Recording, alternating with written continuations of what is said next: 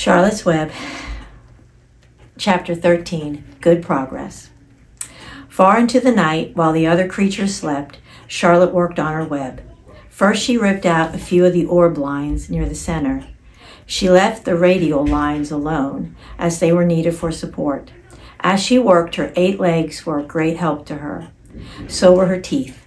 She loved to weave, and she was an expert at it. When she was finished ripping things out, the web looked something like this. A spider can produce several kinds of thread.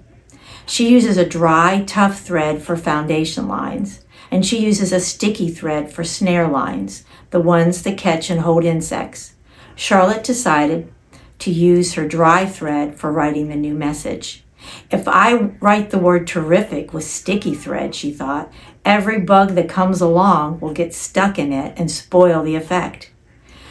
Now let's see. The first letter is T. Charlotte climbed to a point at the top of the left-hand side of the web.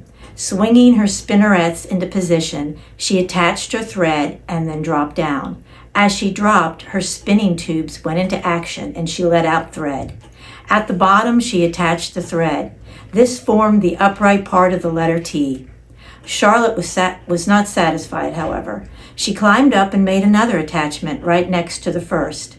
Then she carried the line down so that she had double line instead of a single line. It will show up better if I make the whole thing with double lines. She climbed back up, moved over about an inch to the left, touched her spinnerets to the web, and then carried a line across to the right, forming the top of the T. She repeated this, making it double. Her 8 legs were very busy helping. Now for the E. Charlotte was so impressed with her work, she began to talk to herself, as though to cheer herself on. If you had been sitting quietly in the barn cellar that evening, you would have heard something like this. Now for the R. Up we go. Attach. Descend. Pay out line. Whoa. Attach. Good. Up you go. Repeat. Attach. Descend. Pay out line. Whoa, girl. Steady now. Attach. Climb. Attach. Over to the right. Pay out line. Attach. Now right and down and swing that loop and around and around. Now into the left. Attach, climb, repeat. Okay. Easy to keep those lines together. Now then, out and down for the leg of the R. Pay out line. Whoa. Attach, ascend, repeat. Good girl. And so talking to herself, the spider worked at her difficult task. When it was completed, she felt hungry. She ate a small bug that she had been saving, and then she slept. Next morning, Wilbur arose and stood beneath the web. He breathed the morning air into his lungs. Drops of dew catching the sun made the web stand out clearly. Then larvae arrived with breakfast. There was the handsome pig. Over him, woven neatly in block letters, was the word terrific. Another miracle.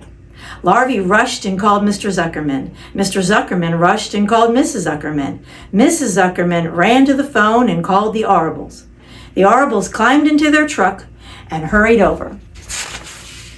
Everyone stood at the pig pen and stared at the web and read the word over and over, while Wilbur, who felt really terrific, stood quietly, swelling out his chest and swinging his snout from side to side. Terrific, breathed Zuckerman in joyful admiration. Edith, you better phone the reporter on the Weekly Chronicle and tell him what has happened. He will want to know about this. He may want to bring a photographer. There isn't a pig in the whole state that is as terrific as our pig. The news spread. People had journeyed to see Wilbur when he was some pig, came back to see him when he was terrific. That afternoon, when Mr. Zuckerman went to milk the cows and clean out the tie-ups, he was still thinking about that. What a wondrous pig he owned. Larvae, he called. There is to be no more cow manure thrown down into the pig pen. I have a terrific pig. I want the pig to have clean, bright straw every day for his bedding. Understand? Yes, sir, said Larvae. Furthermore, said Mr. Zuckerman, I want you to start building a crate for Wilbur. I have decided to take the pig to the county fair on September 6th. Make the crate large and paint it in green with gold letters. What will the letters say? Asked Larvy. They should say Zuckerman's famous pig. Larvy picked up a pitchfork and walked away to get some clean straw. Having such an important pig was going to mean plenty of extra work. He could see that. Below the apple orchard, at the end of the path, was a dump where Mr. Zuckerman threw all sorts of trash and stuff that nobody wanted anymore. Here, in a small clearing hidden by young alders and wild raspberry bushes, was an astonishing pile of old bottles and empty tin cans and dirty rags and bits of metal and broken bottles and broken hinges and broken springs and dead batteries and last month's magazines and old discarded dish mops and tattered overhauls and rusty spikes and leaky pails and forgotten stoppers and useless junk of all kinds, including a wrong-sized crank for a broken ice cream freezer. Templeton knew the dump and liked it. There were all good hiding places there, excellent cover for a rat, and there was usually a tin can with food still clinging to the inside. Templeton was down there now, rummaging around. When he returned to the barn, he carried in his mouth an advertisement he had torn from a crumpled magazine. "How's this?" he said, showing the ad to Charlotte. "It says crunchy.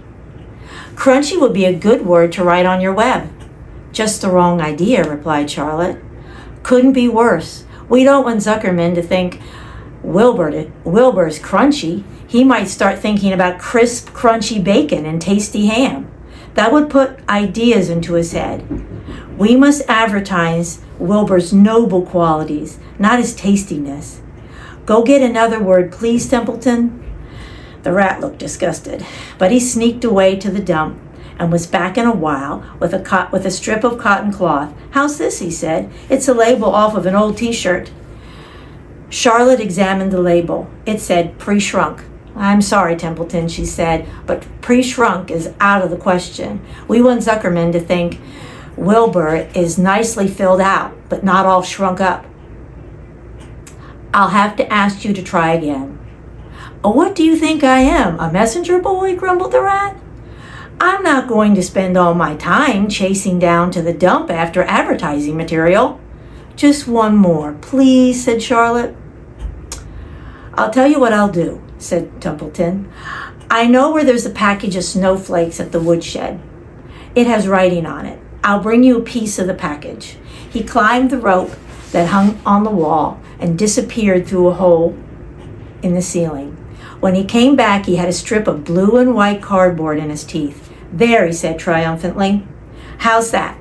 Charlotte read the words, "with new, radiant action." "What does that mean?" asked Charlotte, who had never used any soap flakes in her life. "How should I know?" said Templeton. "You asked for words and I brought them. I suppose the next thing you'll want me to fetch is a dictionary." Together they studied the soap ad. "With new, radiant action," repeated Charlotte slowly. "Wilbur," she called. Wilbur, who was asleep in the straw, jumped up. "Run around," commanded Charlotte. "I want to see you in action, to see if you are radiant." Wilbur raced to the end of his yard.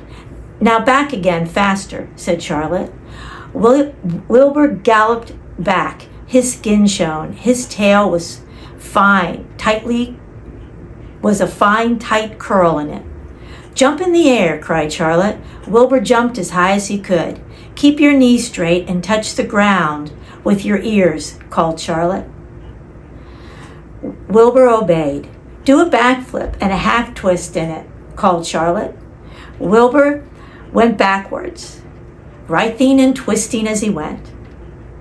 "Okay, Wilbur," said Charlotte. "You can go back to sleep."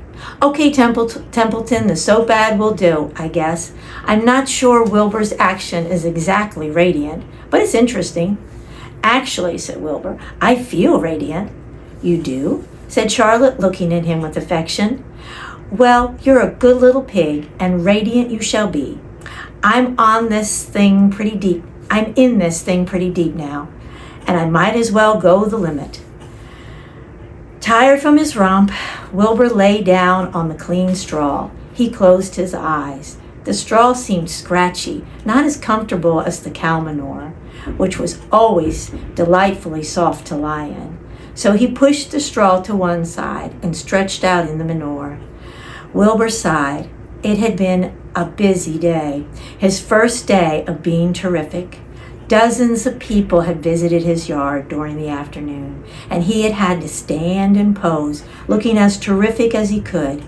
Now he was tired. Fern had arrived and seated herself quietly on the stool in the corner. "Tell me a story, Charlotte," said Wilbur, as he lay waiting for sleep to come. "Tell me a story." So Charlotte, although she too was tired, did what Wilbur wanted. "Once upon a time," she began, "I had a beautiful cousin who managed to build a web across a small stream. One day, a tiny fish leaped into the air and got tangled in the web. My cousin was very surprised, of course. The fish was thrashing wildly. My cousin hardly dared tackle it, but she did. She swooped down and threw great masses of wrapping material around the fish and fought bravely to capture it. Did she succeed?" asked Wilbur. "It was a never-to-be-forgotten battle," said Charlotte. "There was the fish, caught only by one fin and its tail wildly thrashing and shining in the sun. There was the web, sagging dangerously under the weight of the fish."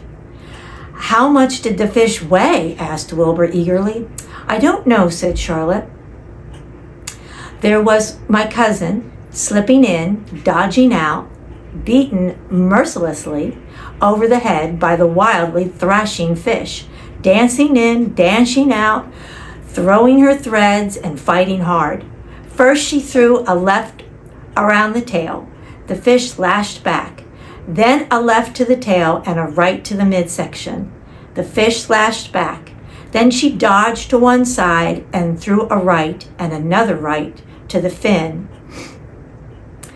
Then a hard left to the head. Then the web slayed and stretched." "What happened?" asked Wilbur. "Nothing," said Charlotte. "The fish lost the fight. My cousin wrapped it up so tight it couldn't budge." "Then what happened?" asked Wilbur. "Nothing," said Charlotte. "My cousin kept the fish for a while, and then when she got good and ready, she ate it." "Tell me another story," begged Wilbur. So Charlotte told him about another cousin of hers who was an aeronaut. "What's an aeronaut?" said Wilbur. "A balloonist," said Charlotte. "My cousin used to stand on her head and let out enough thread to form a balloon. And then she'd let go, and it lifted into the air and carried upward into the warm wind." "Is that true?" said Wilbur. "Are you just making it up?" "It's true," replied Charlotte. "I have some very remarkable cousins. And now, Wilbur, it's time you went to sleep."